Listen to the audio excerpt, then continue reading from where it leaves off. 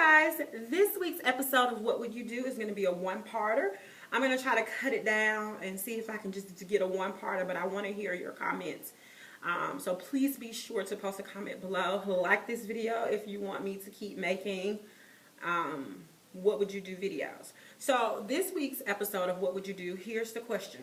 What would you do if you were dating somebody, you really like them, you're really attracted to them, things were going really well? How long should you wait until your kids meet that person? Here's my 2 cents. I'm just going to go ahead and put it out there. A lot of people say, well, you know, you should wait until you're very serious. A lot of people are saying, well, I don't let no man meet my child. Here's my advice to you, and this is coming from somebody who has been a single mom over the last 11 years. I don't really consider myself a single mom anymore because I really have a really strong partnership.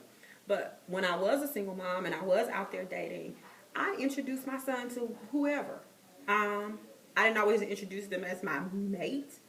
I wasn't always hugging and kissing on them in front of my son, but my son is a human and he's free to meet humans. And if you're meeting the kind of people who you don't want to have your son around or your daughter around, then maybe that's the problem. Maybe you need to re-examine. And it's so interesting to me because everybody's like, well, if you have, if you're dating somebody, you really shouldn't let them meet your kids. Some of y'all need to check some of these friends y'all hang around. Your homegirl may be inappropriate for your child. The homegirl you go out with all the time with the naked skirts and curse words every other word, that might not be the person that you want to have your toddler around. So I think more so focusing on the people that you bring into your life. Make sure you're bringing wholesome people into your life. People who are smart, intelligent, have things going for themselves. Good people. When you start inviting good people into your life, you won't have to worry about how long it should be before this guy meets your son, because you ought to be able to introduce your son to that person as a man and say, hey, here's a role model. Here's somebody you can look up to. He has a good job. He's a family man. He's, great.